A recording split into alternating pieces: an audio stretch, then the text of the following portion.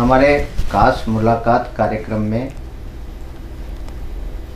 आज हमारे साथ ऐसी प्रतिभा है जिसने बालपन में ही कई विधाएं सीख ली, जैसे दोनों हाथों से लिखना, संगीत विशारद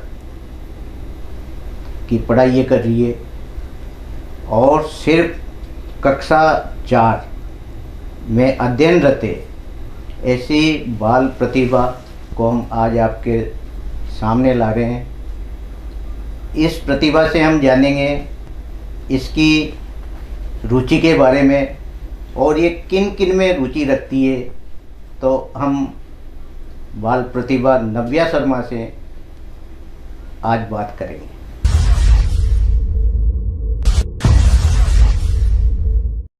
नव्या शर्मा, आप कौन सी क्लास में पढ़ते हो? मैं 4th क्लास में पढ़ती हूँ। नव्या, आप छोटी सी उम्र में किस तरह कविताएं सुनाना सीख गई, तो इसके पीछे किसका ध्येय था, अपनी माँ का या पिता का? बताओ। माता और पिता ने दोनों ने मुझे कविताएं सिखाई है और कोटा लाइब्रेरी में दीपक सर है, वो भी मुझे अच्छी अच्छी किताबें देते हैं। उससे मुझे कविताएं बनाना और पढ़ना सीखा है मैंने। नव्या, कौन से स्कूल में पढ़ती हो आप? मैं DAV पब्लिक स्कूल तलवंडी में पढ़ती हूँ। नव्या, जब आप के ऊपर स्कूल का इतना बोझ होता है, फिर कैसे ये समय मैनेज करती हो कि संगीत भी मुझे सीखना है और किताबें भी पढ़ना है, विद्यालय में दिया हुआ होमवर्क भी करना है और साथ में कविता भी लिखना, ये कैसे करती हो बेटा? ये सब तो मतलब पढ़ाई में तो कुछ ज़्यादा नहीं होता और इन सब को मैं 1-1 घंटा दे देती हूँ, उससे सब कुछ हो जाता है। बहुत खूब बेटा। नव्या, आपने संगीत की शिक्षा किससे ली? मेरे गुरुजी है घनश्याम जी मीणा, वो मुझे सिखाते हैं। जो आपके संगीत शिक्षक हैं वो क्या क्या चीज़ें आपको सिखाते हैं संगीत में, हमारे दर्शकों को बताओ। वो क्लासिकल भी सिखाते हैं और फिल्मी गीत भी सिखाते हैं और राजस्थानी गीत भी सिखाते हैं।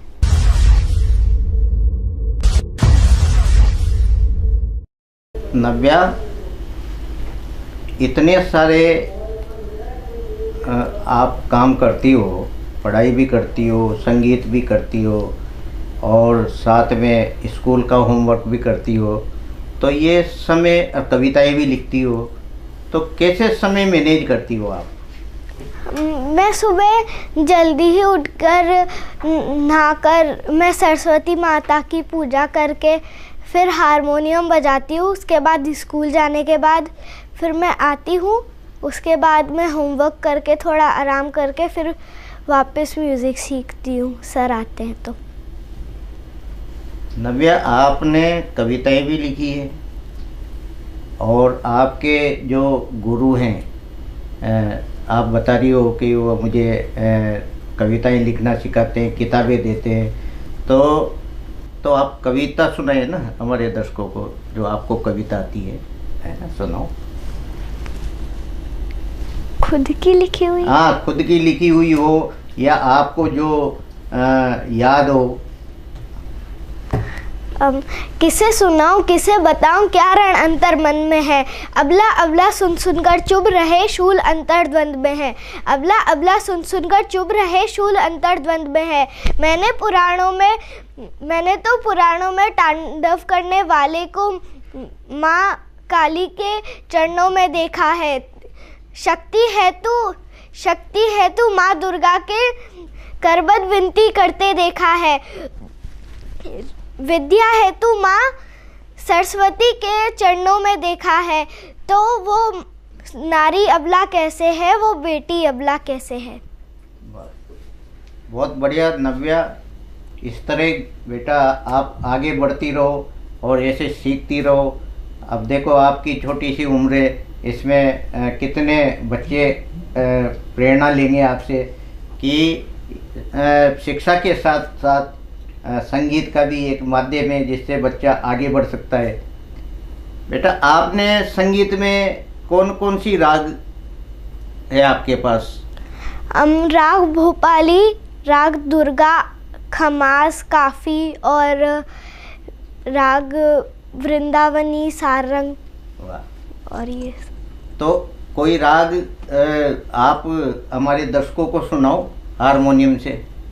सा ग रे सा ध ध सा रे ग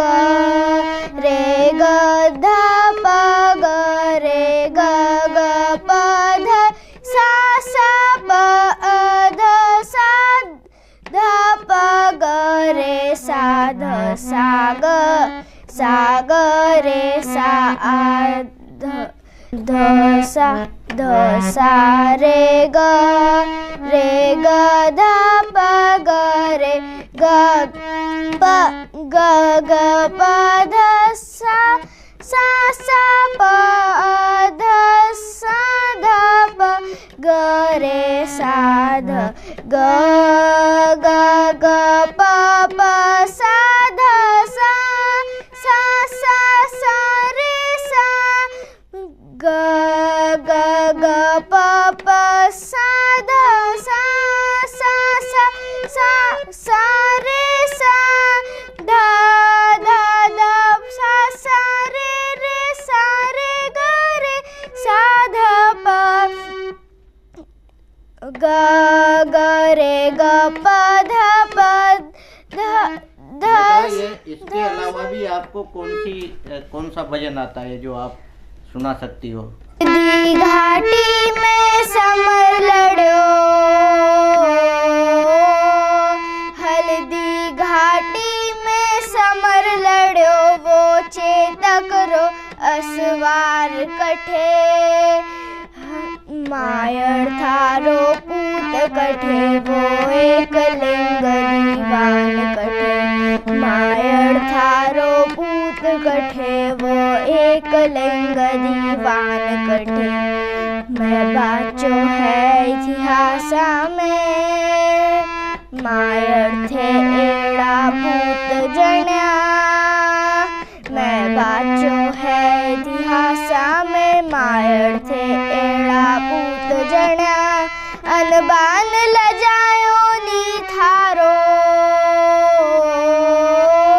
अनबान लजायो नी थारो, रणधीरा में सरदार बण्या, बैरारी बनसु बाटी ला सारा पड़ गया उनरे आगे, वो झुक्यो नहीं नर ना हरियो अकबर री सेना रे आगे, वो झुक्यो नहीं नर ना हरियो अकबर री सेना रे आगे। हिंदवा सूरज में वाड़ रतन, हिंदवा सूरज में वाड़ रतन, वो चेतक रो असवार कठे, मायर थारो पूत कठे, वो एक वाहन कठे, हल्दी घाटी में समर लड़ो, वो चेतक रो असवार कठे, थारो पूत कठे, वो एक लिंग दीवान कठे। बहुत खूब नव्या, ये इतनी छोटी सी उम्र में इतना अच्छा संगीत हमारे दर्शकों के सामने आपने सुनाया। बेटा ये आप जो पढ़ाई करती हो इसके साथ के साथ जो आप ये सब काम करती हो तो इसमें परेशानी तो बहुत आती होगी आपको? परेशानी तो कुछ भी नहीं आती, मैं सब कुछ एडजस्ट कर लेती हूँ, मैनेज करके चलते हाँ। हो। माता पिता आपके इसमें हमेशा आगे रखते हैं आपको कि भाई पढ़ाई करो या संगीत सीखो, किसमें ज़्यादा रुचि रखते देते हैं वो आपको?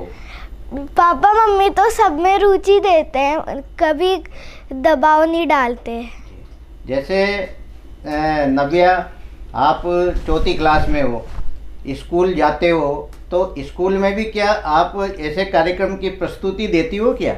हाँ, स्कूल में भी होता है फंक्शन, तो मैं उसमें भी कविताएं बोलती हूँ। वाह।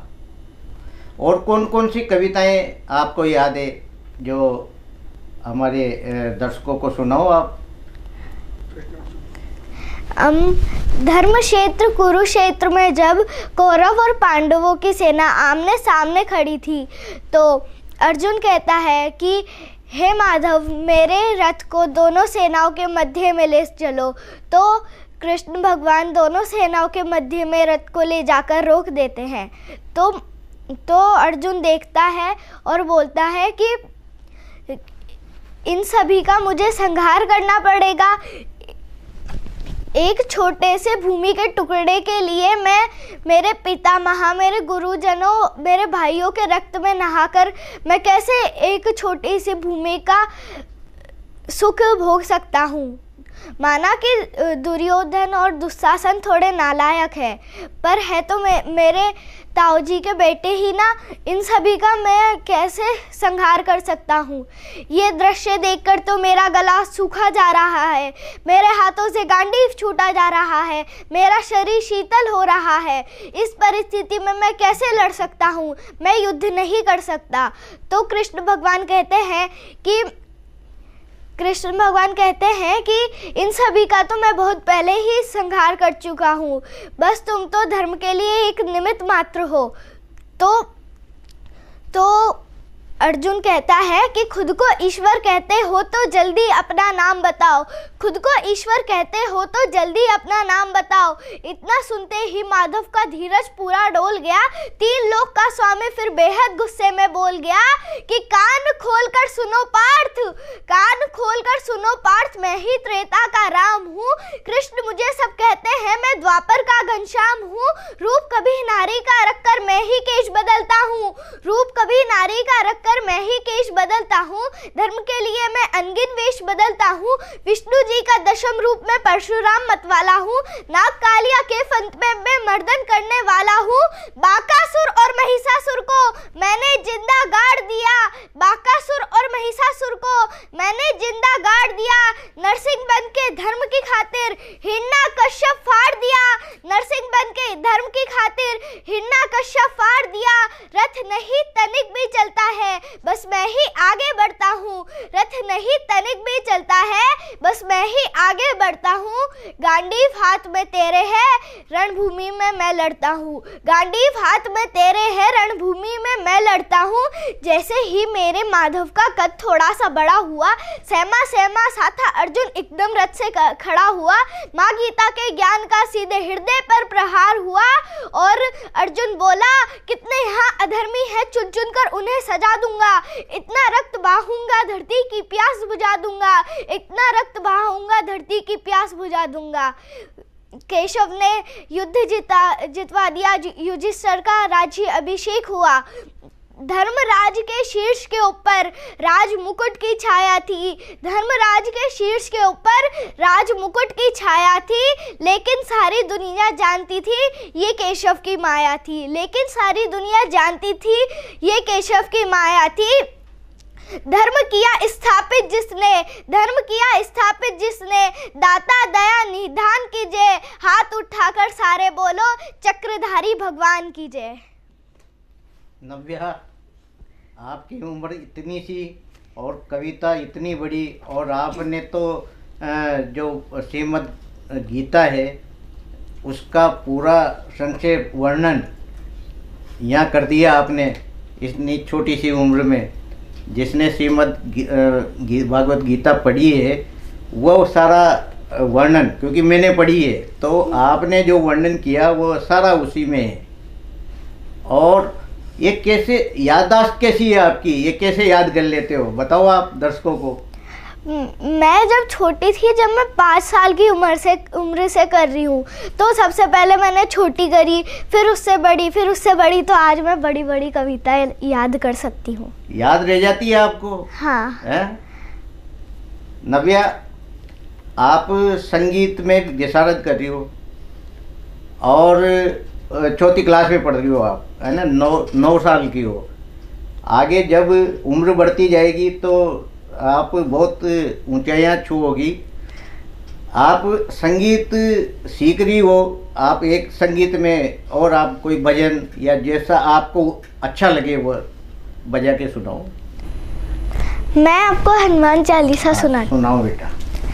जय हनुमान ज्ञान गुण सागर, जय कपीस तिहु लोक उजागर, रामदूत अतुलित बल धामा, अंजनी पुत्र पवन सुत नामा, महावीर विक्रम बजरंगी, कुमत निवार सुमति के संगी, कंचन बरन विराज सुबेसा, कानन कुंडल कुंचित केसा, हाथ वज्र और ध्वजा बिराजे, कांधे मुंज नेहु साजे, शंकर सुवन केसरी नंदन, तेज प्रताप महाजगवंदन,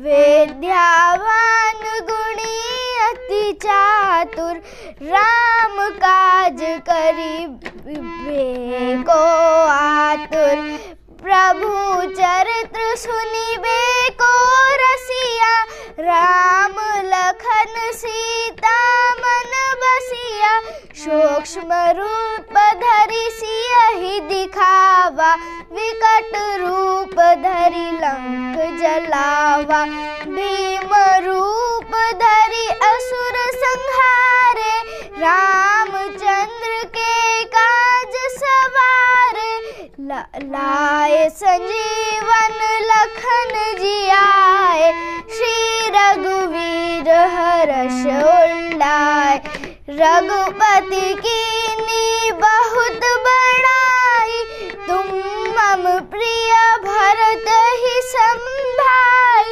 सहस बदन तुमरो अस गावे, अस कही श्रीमत कंठ लगावे, सनकादिक ब्रह्मादि मुनीसा, नारद सारद सहित अहिसा, जोग सहस्त्र योजन पर भानु, लियो ताहि मधुर फल जानु, प्रभु मुद्रिका मेलि मुख माही, जल्दी लांघि गए अचरज नाही, दुर्गम काज जगत के ते सुगम अनुग्रह तुमरे देते, राम दुआरे तुम रखवारे, होत न आज्ञा विद पेसारे।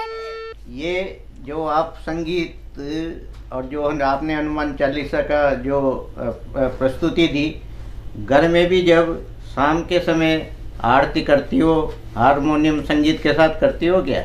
हारमोनियम पे आरती तो अभी नहीं आता। अच्छा, बहुत बढ़िया। नव्या, आपकी एक और कला है, आप मुझे तो वो ध्यान आ रहा है 3 इडियट फिल्म का सीन कि दोनों हाथों से आप लिख देती हो। उसमें भी एक कलाकार जब कॉलेज में दिखता था ब्लैक बोर्ड पे, तो दोनों हाथों से अपनी प्रस्तुति देता था। ये कला सीखी आपने कहाँ से सीखी?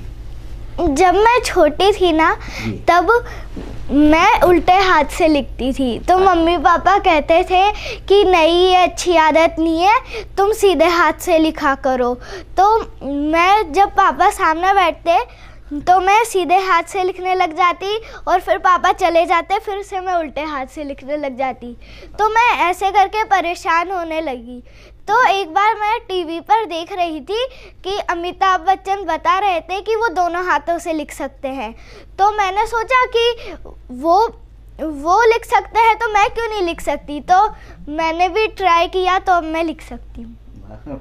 मतलब आपने फिल्मों से, मतलब जो बड़े कलाकार हैं उनसे प्रेरणा लेकर आपने उस प्रेरणा को अपने जीवन में अपनाया। ये बहुत बड़ी खूबी है आप में, और आप इस तरह आगे बढ़ती रहोगी। और जो आज आप प्रस्तुति दे रही हो इसको जब दर्शक देखेंगे और बच्चे देखेंगे तो इंस्पायर होंगे, प्रेरणा लेंगे आपसे। इतनी छोटी सी उम्र में आपने कितने सारे गुण अपने जीवन में अपना लिए, और ये बहुत अच्छी आपकी सीख है।